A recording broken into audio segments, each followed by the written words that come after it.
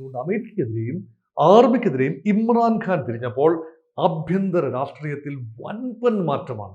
വലിയ ജനകീയ പ്രതിച്ഛായൊന്നും ഇല്ലാതിരുന്ന മുൻകാല നേതാവായ നവാസ് ഷെരീഫിന്റെ ബ്രദർ ഷഹബാസ് ഷെരീഫിനെ മുഖ്യമന്ത്രി പദത്തിലേക്ക്, അല്ലെ പ്രധാനമന്ത്രി പദത്തിലേക്ക്, പഞ്ചാബ് മുഖ്യമന്ത്രി മാത്രമായിരുന്ന ഷഹബാസ് ഷെരീഫിനെ പ്രധാനമന്ത്രി പദത്തിലേക്ക് കൊണ്ടുവരികയാണ്.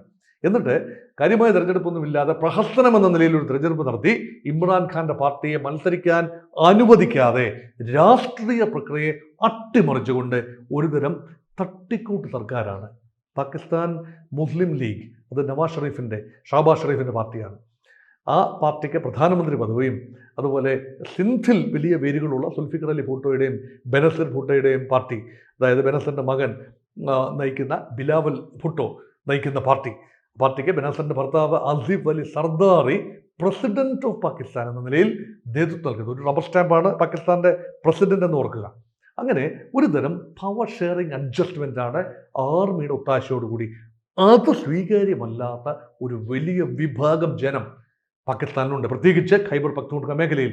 അവിടെയാണ് പാകിസ്ഥാൻ താലിബാന്റെ പ്രസക്തി. മുൻകാലത്ത് പാകിസ്ഥാൻ സൈന്യം തന്നെ വളർത്തിയെടുത്ത് ഇപ്പോൾ സൈന്യവുമായി വിഘടിച്ചു നിൽക്കുന്ന, രാഷ്ട്രീയ നേതൃത്വവുമായി തെറ്റി നിൽക്കുന്ന വിഭാഗം തരം കിട്ടുമ്പോഴെല്ലാം പാകിസ്ഥാനെ ദുർബലപ്പെടുത്താൻ ശ്രമിക്കുന്നു. അവരെന്നിട്ട് നേരെ പോകുന്നത് എവിടെയാണ്? അഫ്ഗാനിസ്ഥാനിലേക്ക് അതിർത്തി കടന്നു പോവുകയാണ്. കൂടുതൽ വാർത്തകളും വിശേഷങ്ങളും നിങ്ങളിലേക്ക് എത്താൻ ABC മലയാളം സബ്സ്ക്രൈബ് ചെയ്യുക, ബെൽ ബട്ടണും അമർത്തുക.